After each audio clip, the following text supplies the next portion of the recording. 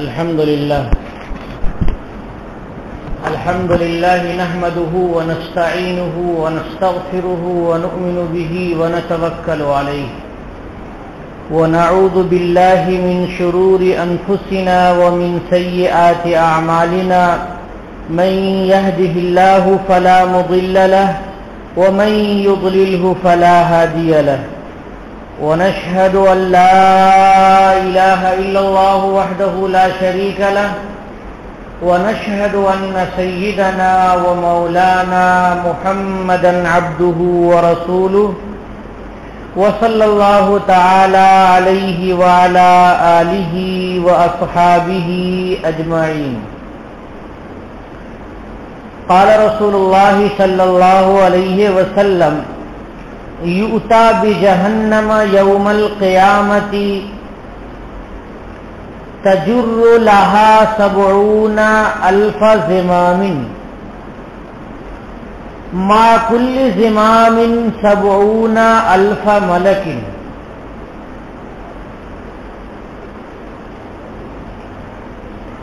وقال رسول الله صلى الله عليه وسلم: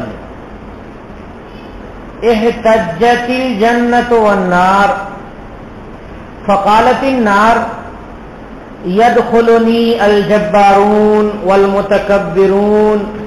وقالت الجنة: يدخلني الفقراء والمساكين. فأوحى الله تعالى الجنة: أنت رحمتي أسكنت من شئت. وقال للنار: أنت عذابي أنتقم بك ممن شئت. ولكل واحد منكما ملؤها. فأما النار فيلقون فيها تقول هل من مزيد، ثم يلقون فيها وتقول هل من مزيد، حتى يضع قدمه فيها فتقول قط قط.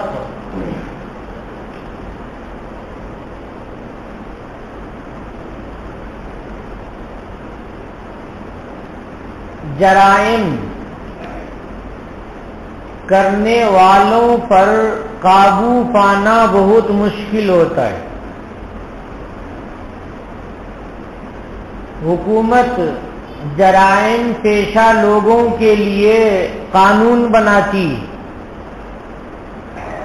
کہ اگر کسی آدمی نے کسی آدمی کا سامان چھین لیا تو اس کو یہ سزا ہوگی، اور کسی نے چوری کر لی تو اس کو یہ سزا ہوگی، کسی نے کسی کو کی جان لے لی تو اس کو یہ سزا ہوگی، جیل کی سزا اور پھانسی کی سزا وغیرہ وغیرہ سزائیں.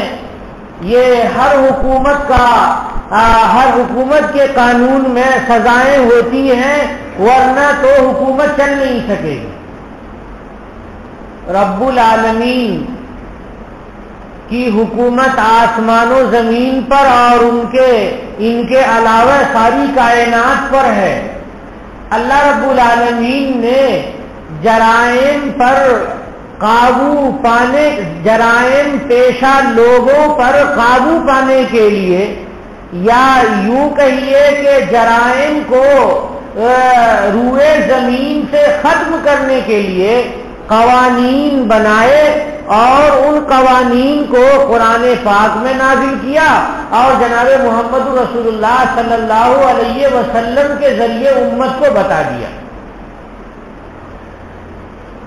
اور اللہ تبارک و تعالی ظاہر سی بات ہے کہ قانون بنائیں گے تو انسانوں کے قانون سے تو اچھا قانون ہوگا، اس لیے کہ انسانی قانون کی ایک حد ہوتی ہے سوچنے کی، اور اللہ رب العالمین کی تو حد ہی نہیں ہے کہ اللہ کیا کیا جانتے ہیں، اس کی کوئی حد نہیں ہے. اللہ تبارک و تعالیٰ نے بھی قانون بنائے.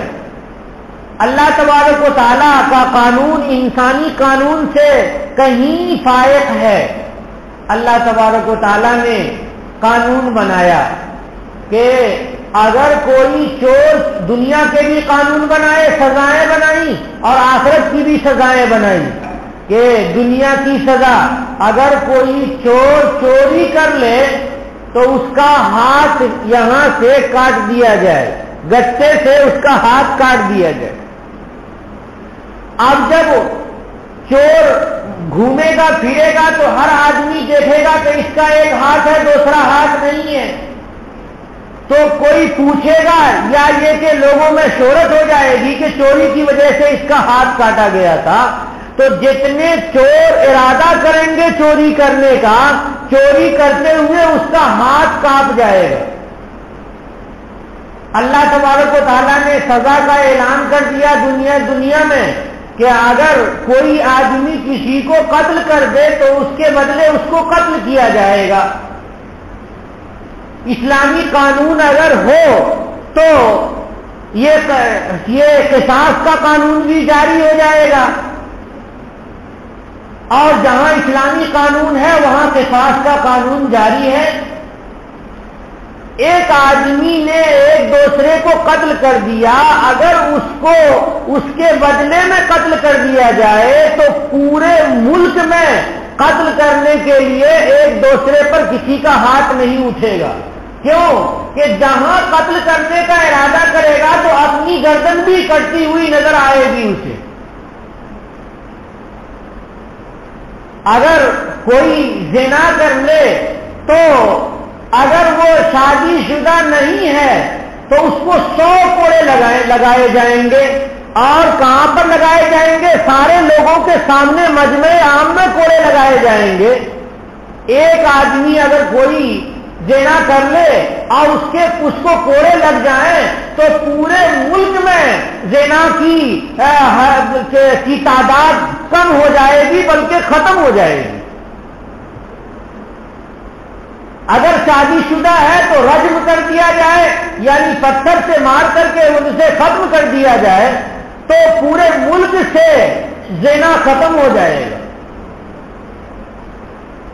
اللہ رب العالمین نے یہ دنیا کی سزائیں بنائی ہیں جرائم پر قابو پانے کے لیے، اور یہ یاد رکھیے کہ دنیا کا کوئی قانون جرائم پر قابو نہیں پا سکتا ہے، صرف رب العالمین کا قانون ہی ایسا قانون ہے کہ جس قانون کی وجہ سے جرائم پہ قابو پایا جا سکتا ہے۔ کتنے کیمرے لگا لو، کیمرے لگا کر کے تھک جاتے ہیں، لیکن پھر بھی جرائم ہو رہے ہیں۔ لیکن اللہ رب العالمین نے ایک اعلان کر دیا کہ اللہ تبارک و تعالیٰ تم سب کو دیکھ رہے ہیں، اللہ کی آنکھ سب کو دیکھ رہی ہے، اللہ دل کی حالتوں کو جانتے ہیں، علیم بذات الصدور، دل کی باتوں کو، حالتوں کو اللہ جانتے ہیں۔ اب بندہ اکیلے میں خلوت میں بھی اللہ سے ڈر رہا ہے، لوگوں کے سامنے بھی اللہ سے ڈر رہا ہے، تو اللہ تبارک و تعالیٰ کا جو قانون ہے وہ دل پہ کام کرتا ہے، اور جو دنیا کا قانون ہے وہ صرف دماغ پہ کام کرتا ہے۔ تو ایک قانون بنایا، اس کے توڑنے کے 4 ہیلے نکال لیے، پھر دوسرا قانون بنایا، پھر ٹوٹ گیا، پھر بنایا، پھر ٹوٹ گیا۔ غرض یہ کہ دنیا کے قانون سے دنیا کے جرائم پر بھی قابو نہیں پایا جا سکتا ہے، دنیا کے جرائم پر بھی قابو پانے کے لیے رب العالمین کے قانون پر عمل کرنا پڑے گا۔ دنیا میں مسلمان ہیں، ان مسلمانوں میں فرما بردار ہیں اور نافرمان ہیں۔ فرما برداروں کے لیے اللہ تعالیٰ نے جنت رکھی ہے، اور نافرمانوں کے لیے اللہ تعالیٰ نے جہنم اور دوزخ بنا دیا ہے۔ اگر کسی آدمی نے، کسی مسلمان نے دوزخ کا تصور کر لیا اپنے دماغ میں، اچھی طرح سے تصور کر لیا، سمجھ لیا کہ مرنے کے بعد میں بچ نہیں سکتا ہوں، بھاگ نہیں سکتا ہوں، دنیا میں تو بھاگ لیا، دوڑ کر کے بھاگ لیا، گاڑی سے بھاگ لیے، بہت ساری تدبیریں، اور آخرت میں اللہ رب العالمین کی گرفت میں رہوں گا، بھاگ نہیں سکوں گا، اور اس گناہ کی وجہ سے جہنم میں جانا پڑے گا، تو کانپ جائے گا، وہ تھرا جائے گا وہ، اور گناہوں سے رکے گا۔ اس لیے میں نے چاہا کہ آپ کے سامنے جہنم کے بارے میں کچھ باتیں عرض کر دوں۔ جناب محمد رسول اللہ صلی اللہ علیہ وسلم نے جہنم کے سلسلے میں بڑی وضاحت کے ساتھ احادیث میں ارشادات فرمائی ہیں۔ بہت ساری احادیثوں میں جہنم کی تفصیلات بتائی گئی ہے۔ ایک مرتبہ حضرت جبریل علیہ الصلوۃ والسلام نبی کریم صلی اللہ علیہ وسلم کی خدمت میں تشریف لائے۔ ایسے وقت میں تشریف لائے کہ جس وقت میں کوئی دوسرا حضور کے پاس نہیں رہتا تھا، تنہائی تھی، تنہائی میں تشریف لائے۔ اتا جبریل النبی صلی اللہ علیہ وسلم فی حین لم یکن یاتیہ فیہ، کہ نبی کریم صلی اللہ علیہ وسلم کے پاس حضرت جبریل علیہ الصلوۃ والسلام ایسے وقت میں آئے کہ جس وقت میں حضرت جبریل نہیں آتے تھے، یعنی ایک نئے وقت میں تشریف لائے، جو معمول تھا معمول کے خلاف آئے۔ خلوت میں نبی کریم صلی اللہ علیہ وسلم سے بات ہو رہی ہے حضرت جبریل کی۔ فرماتے ہیں کہ حضرت جبریل علیہ الصلوۃ والسلام سے حضور نے کہا، یا جبریل ما لی اراک متغیر اللون، کیا ہو گیا ہے کہ تیرا رنگ بدلا ہوا ہے، چہرے کا رنگ بدلا ہوا ہے، گھبرائے گھبرائے سے ہو، آخر کیا بات ہے؟ حضرت جبریل نے کہا کہ انی لم آتی کا حتی امر اللہ بنفخ النار، کہ آپ کے آنے سے پہلے اللہ رب العالمین نے جہنم کے پھونکنے کا حکم دے دیا تھا۔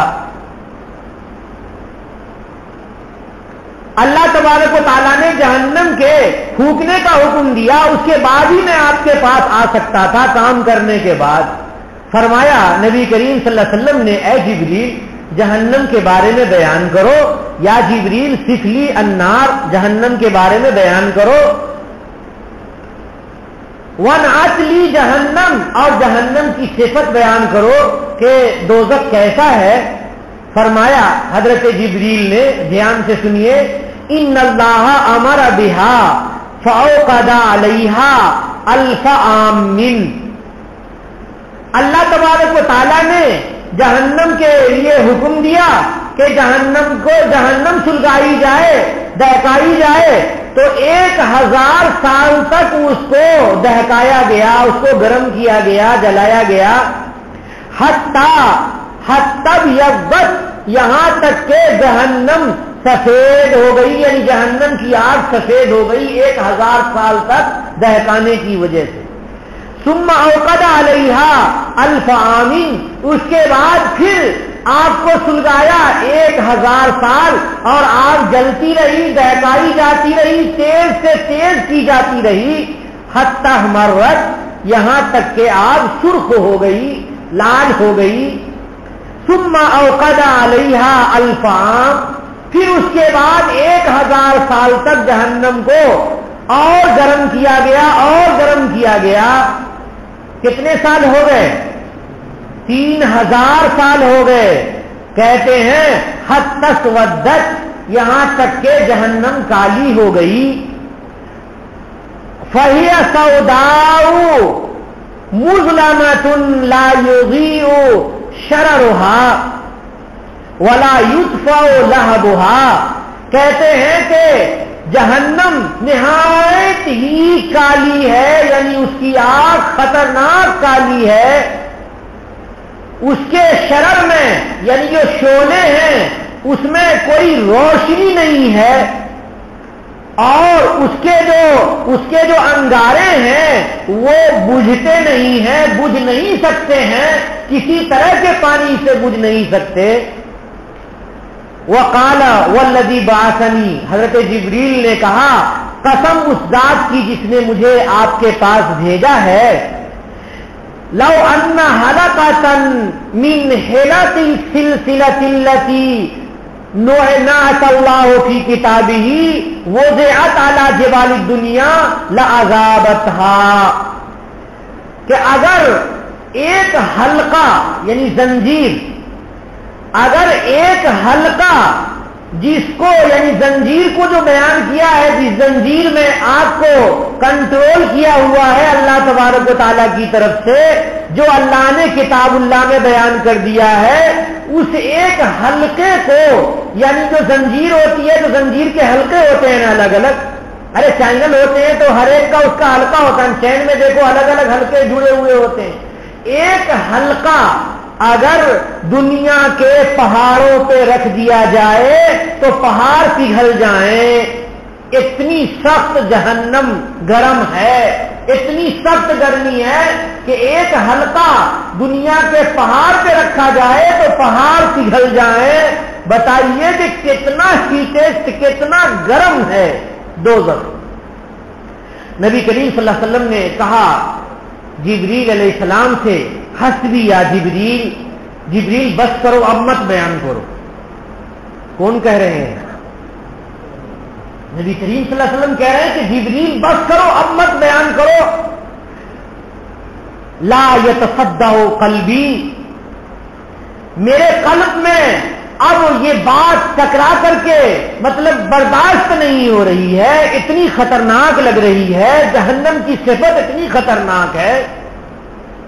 فنظر النبی صلی اللہ علیہ وسلم الی جبریل یبکی، دیکھا حضور نے حضرت جبریل کو تو حضرت جبریل رو رہے ہیں۔ حضور نے کہا، ارشاد فرمایا، یا جبریل تبکی وانت من اللہ بالمکان الذی انت بہ منہ، ہے جبریل تم بھی رو رہے ہو حالانکہ تم ایسے درجے میں ہو کہ جس درجے کو خصوصی طور پر تم ہی جانتے ہو کہ کتنا اونچا مقام اللہ تبارک و تعالیٰ نے فرشتوں میں عنایت کیا ہے تم کو۔ حضرت جبریل نے کہا وما یمنعنی ان ابکی، اور یا رسول اللہ کس چیز نے روکا، کون سی چیز ایسی ہے جو روک دے مجھ کو رونے سے؟ وانا لا ادری لعلی اکون فی علم اللہ علی غیر هذه الحال، مجھے نہیں معلوم ہے، ہو سکتا ہے کہ میں اللہ کے علم میں اس حالت میں نہ رہوں، یعنی جو حالت میری فرما برداری اور اطاعت کی ہے، کہیں ایسا نہ ہو کہ میری قسمت میں یہ چیز ختم ہو جائے اور نافرمان ہو جاؤں اللہ کا، خدا نہ خواستہ، تو پھر مجھے جہنم میں جلنا پڑے گا۔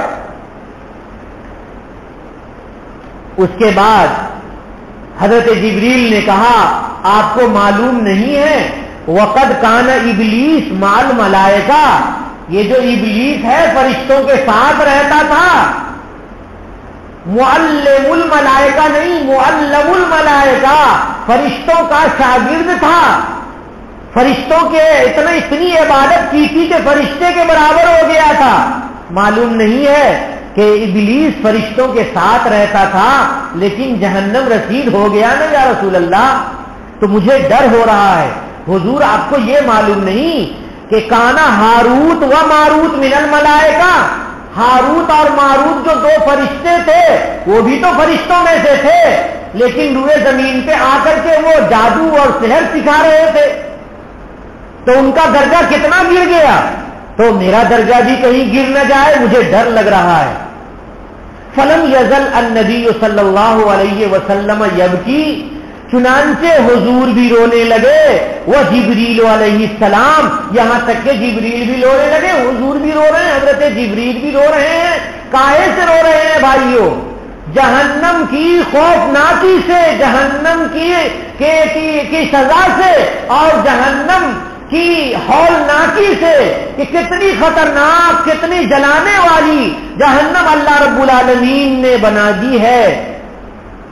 حتیٰ نودیا، اب بہت رو رہے تھے، یہاں تک کہ اللہ کی طرف سے آواز آئی، یا محمد و یا جبرائیل، دونوں کے لیے آواز آئی، اے محمد اور اے جبریل۔ اللہ کہہ رہے ہیں ان اللہ قد آمنکما ان تعصیاہ، اللہ تعالیٰ نے آپ دونوں آدمی کو اطمینان دے دیا ہے کہ آپ اللہ کی نافرمانی نہیں کریں گے، آپ جہنم میں نہیں جائیں گے۔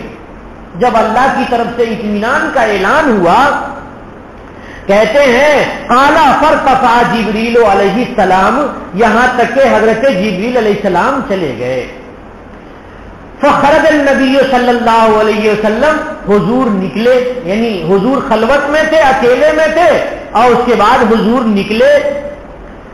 فمر بقوم من اصحابہ یتحدثون ویضحکون، یہاں تک کہ حضور صحابہ کرام کے پاس سے گزرے تو لوگ باتیں کر رہے تھے اور ٹھٹھا مار رہے تھے، ہنس رہے تھے.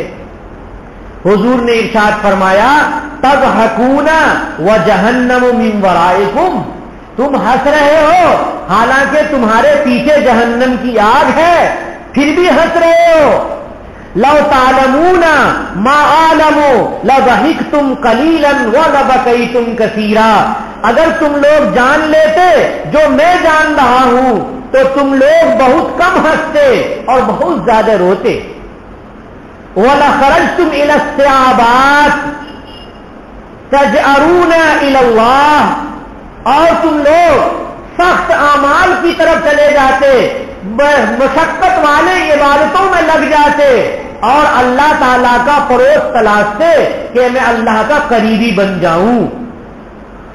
فَأَوْحَى اللَّهُ تَعَالَى إِلَى مُحَمَّدٍ إِنِّي بَعَثْتُكَ مُبَشِّرًا، پھر اللہ کی وحی آئی، اے محمد میں نے آپ کو بشارت دینے والا بنا کر کے بھیجا ہے کہ آپ جنت کی بھی بشارت دیجئے، جہنم سے ڈرانے کے ساتھ ساتھ جنت کی بھی بشارت دیجئے.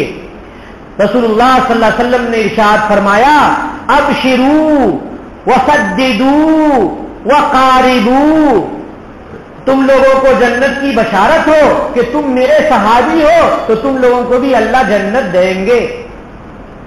وسددوا، اور گناہوں سے رکو، وقاربوا، اور اللہ تبارک و تعالیٰ کا قرب اختیار کرو. یہ نبی کریم صلی اللہ علیہ وسلم، نبی کریم صلی اللہ علیہ وسلم نے حضرت جبریل علیہ السلام سے پوچھا اور پوچھ کر کے بتائیے کہ اس میں کوئی شبہ ہو سکتا کہ جہنم کتنی خطرناک چیز ہے اور کتنی خطرناک جگہ ہے. رسول اللہ صلی اللہ علیہ وسلم نے ارشاد فرمایا کہ قیامت کے دن جہنم کو لایا جائے گا، تجر لها 70,000 زمام، 1000 لگام لگا کر کے جہنم کو لایا جائے گا. ما کل زمام، ہر لگام میں 70,000 ملک، 1000، ہر لگام میں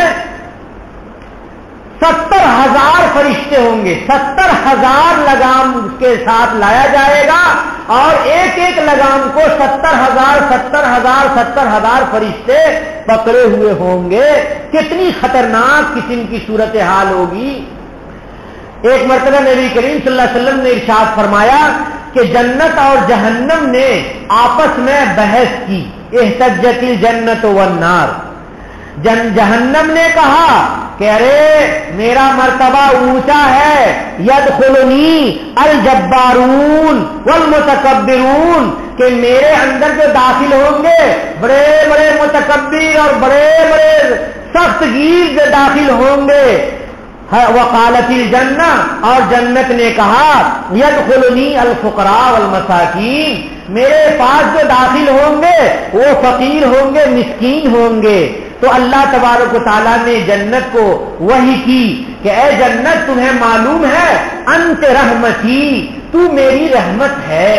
اسکنتو من شئتو، میں تمہارے اندر رکھوں گا جس کو میں چاہوں گا.